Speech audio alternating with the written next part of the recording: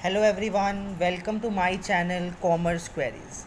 As yesterday we had completed our first topic of basics of accounting and basics of management accounting till SCOP, and now we will continue with objectives of management accounting.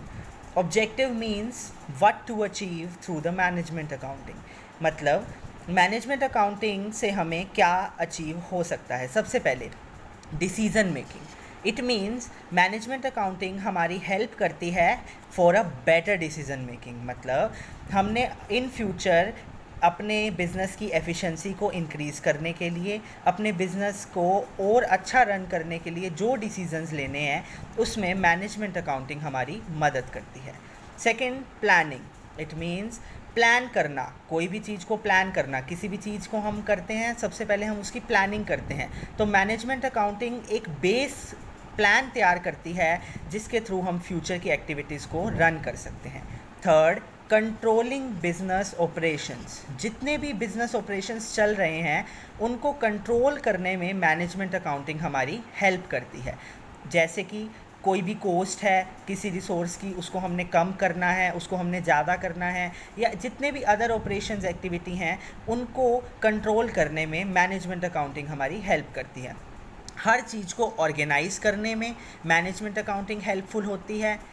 Financial data को understand करने में management accounting helpful होती है. जैसे कि financial accounting से जो हमें डेटा रिसीव होता है उसको अंडरस्टैंड करने में जो हमारे मैनेजर्स होते हैं वो हमें बहुत ज़्यादा हेल्प करते हैं. And the last one is identifying business problems. किस एरिया में, बिज़नेस के अंदर बहुत सारे एरियाज़ होते हैं, उनके किस एरिया में प्रॉब्लम अराइज हो रही है, उस प्रॉब्लम को जब तक हम सॉल्व नहीं करेंगे तब तक हमारे बिज़नेस के ऑपरेशंस ईज़िली इफ़ेक्टिवली रन नहीं कर पाएंगे. तो इसीलिए उन प्रॉब्लम्स को एनालाइज करने में, उन प्रॉब्लम्स को आइडेंटिफाई करने में जो मैनेजमेंट अकाउंटिंग है वो क्या करती है, हेल्प करती है. उसके बाद हम आते हैं लिमिटेशंस पे. There are some basic limitations जो हर एक अकाउंटिंग में देखी जा सकती हैं, लेकिन मैनेजमेंट अकाउंटिंग की लिमिटेशन है लेस नॉलेज. लेस नॉलेज को हम कहाँ कंपेयर करेंगे, जैसे कि मैनेजर्स हैं उनको कई बार क्या होता है किसी एस्पेक्ट की कम नॉलेज होती है जिससे जो रिज़ल्ट है वो इफ़ेक्टिवली नहीं निकल के आ सकता. तो ये एक लिमिटेशन हो जाती है मैनेजमेंट अकाउंटिंग की. दूसरा, आउटडेटेड डाटा. जो हमारे मैनेजर्स हैं उनको डाटा ला के देना किसका काम है, बिज़नेस का. अब बिज़नेस ने क्या किया, हिस्टोरिकल डाटा ला के दिया. हिस्टोरिकल डाटा के अंदर बहुत सारे चेंजेस होते हैं क्योंकि मॉडर्न सोसाइटी है, टेक्नोलॉजीज़ चेंज हो रही हैं, रिसोर्सेज अपग्रेड हो रही हैं, तो उस वजह से जो डाटा है वो आउटडेटेड हो जाता है. तो आउटडेटेड डाटा हो जाने की वजह से भी एक बहुत बड़ी लिमिटेशन बन जाती है मैनेजमेंट अकाउंटिंग के लिए. क्या होता है, ये एक्सपेंसिव मेथड होता है. मतलब हमें बहुत सारी कॉस्ट बियर करनी पड़ती है, मैनेजर्स को सैलरी देनी पड़ती है, डेटा को कलेक्ट करने के लिए बहुत सारे एक्सपेंसेस को बियर करना पड़ता है. तो टोटली अगर हम हर चीज़ के थ्रू एनालाइज करें तो जो हमारे एक्सपेंसेस हैं वो बहुत ज़्यादा हाई हो जाते हैं. एंड लास्ट क्या है, data based on financial accounting.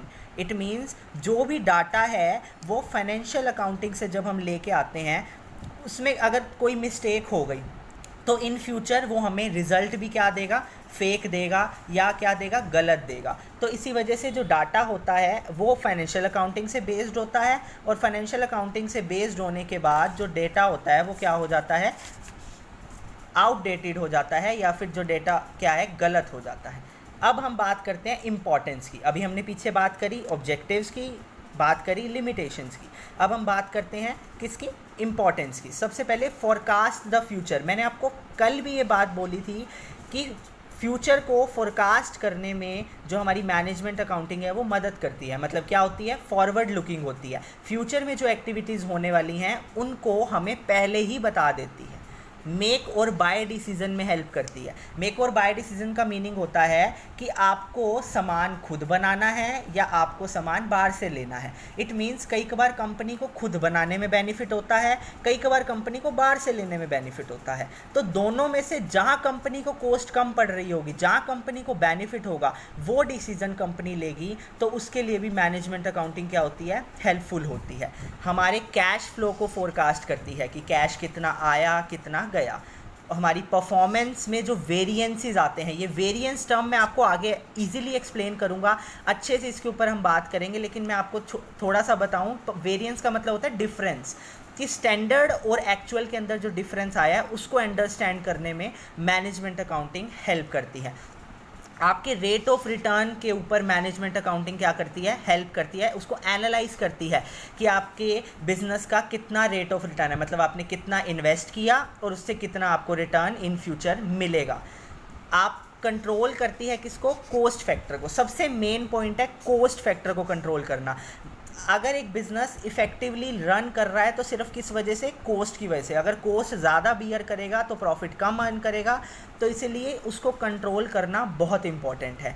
और एंड में क्या करती है, हेल्पफुल होती है रिवाइजिंग स्टैंडर्ड्स, मतलब जो स्टैंडर्ड्स मेंटेन करे गए हैं उन स्टैंडर्ड्स को क्या करती है, रिवाइज करती है, उन स्टैंडर्ड्स को दोबारा से मेंटेन करती है कि कुछ गलती है तो उसको दोबारा से क्या करना है, हमने चेंज करना है। The last one is tools of management accounting. ये मैंने आपको कल भी बताया था, स्टैंडर्ड कोस्टिंग, मार्जिनल कोस्टिंग। इसके ऊपर टोटली प्रैक्टिकल चैप्टर बेस्ड हैं जो हम आगे आने वाले वीडियोस में आप बताएंगे।